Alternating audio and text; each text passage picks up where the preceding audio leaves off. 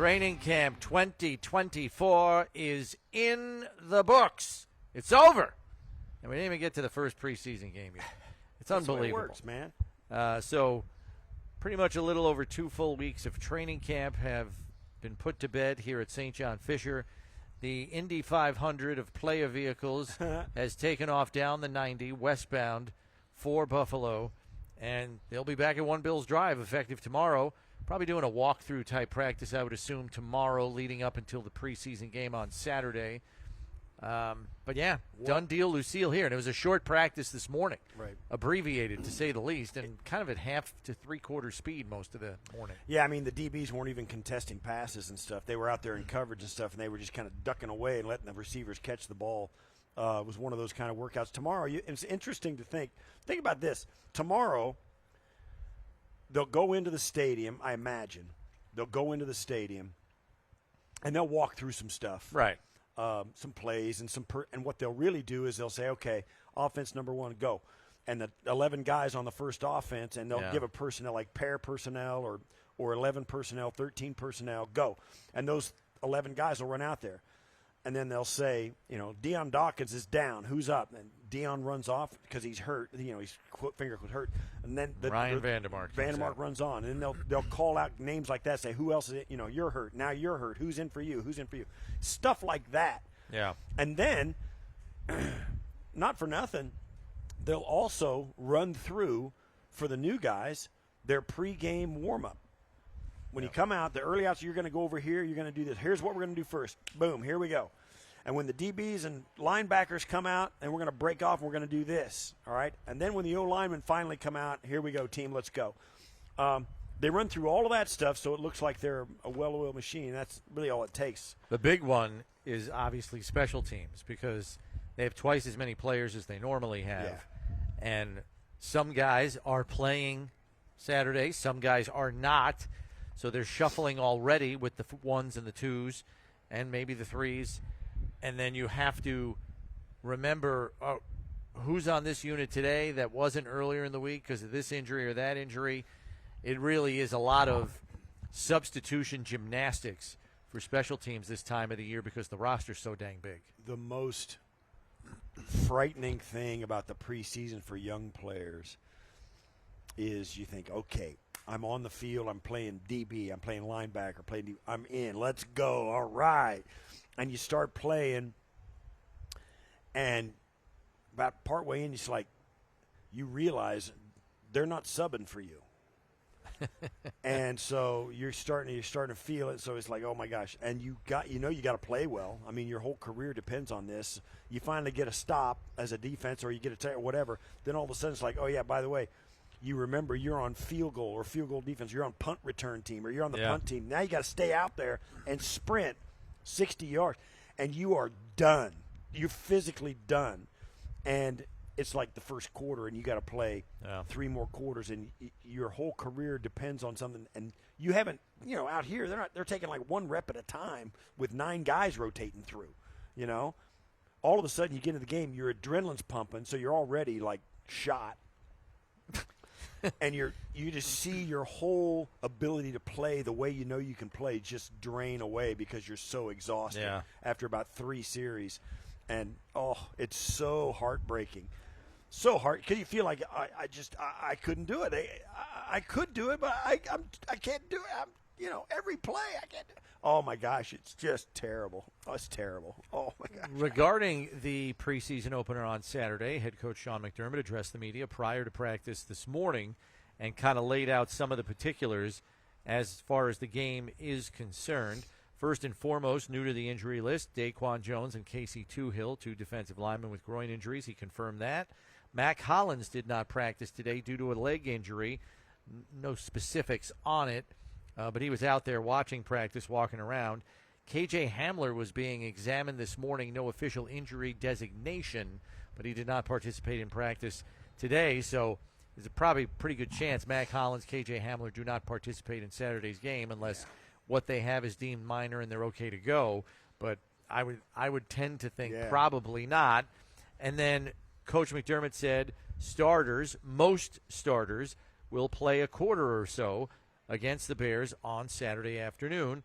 and he said that does include Josh Allen. McDermott said it's important to get a feel for the speed of the game this time of year, and they have to get themselves ready to go. He was asked specifically about Matt Milano today and the camp that he felt he had, and he said he is getting acclimated to playing at full speed. He's working through that.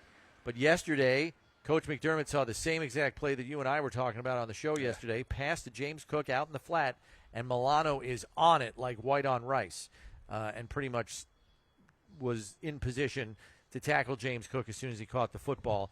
That's the Matt Milano we're used to seeing, so hopefully that's the case. And then the other important note for Saturday's game, defensive coordinator Bobby Babich will call the plays for the defense against the Bears on Saturday.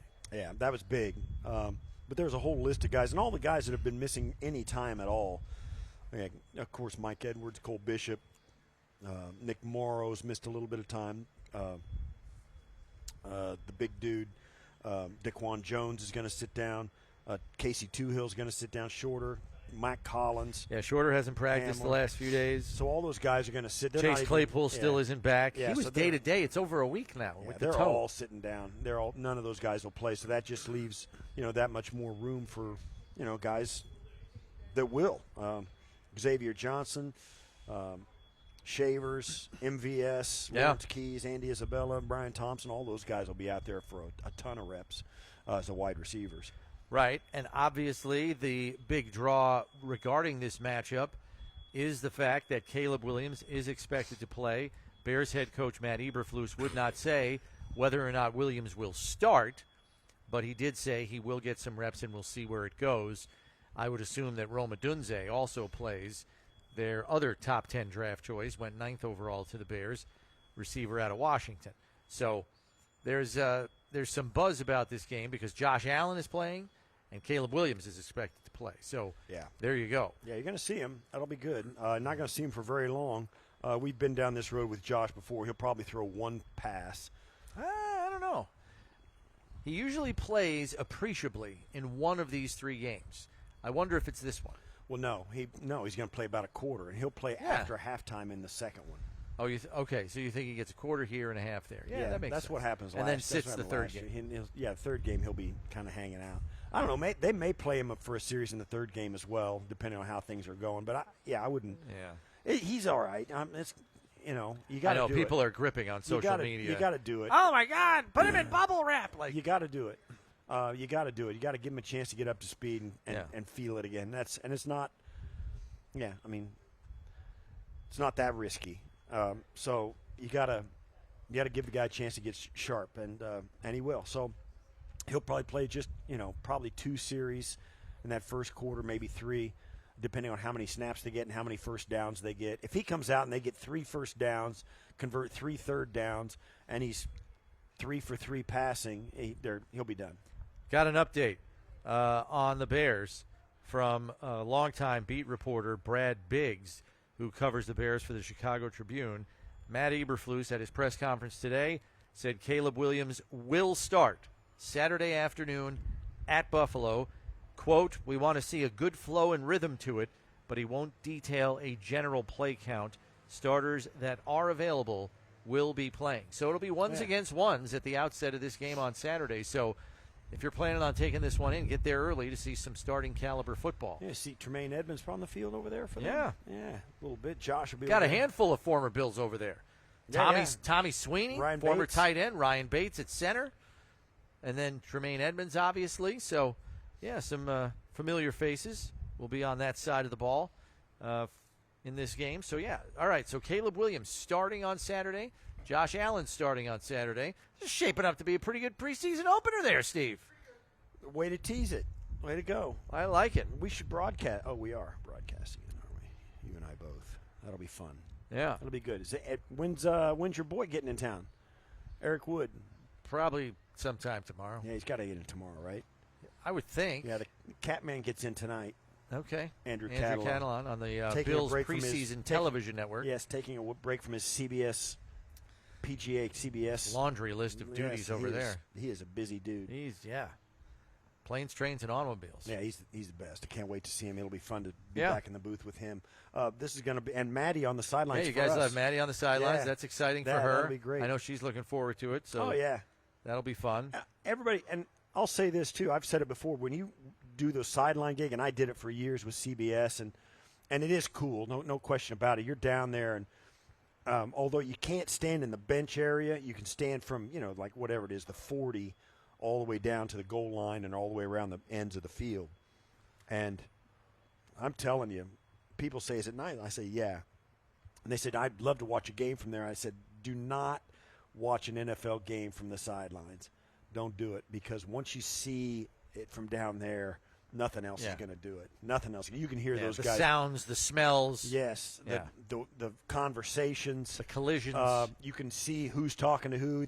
The stuff that a television camera and the microphones, as many as there are, they can't pick up. And you can feel the emotion, too, and the intensity and the aggression on both sides of the ball. It is when you're down there, you think, wow, that's why this stinking game is the 800-pound gorilla, man. You can't not watch it. It is a constant car wreck. Even between plays, it's riveting stuff. It's a lot of fun. So good for Maddie. Sal's been down there forever. I did it for a long time. Have you ever done that? I did it not at the NFL level. I've done it at the college level. Yeah, it's fun, man. It's something else. That's why you got to have somebody down there. There's a lot of rules. Yeah, for the NFL in terms of where you can go, what you can report on based on what you hear down there.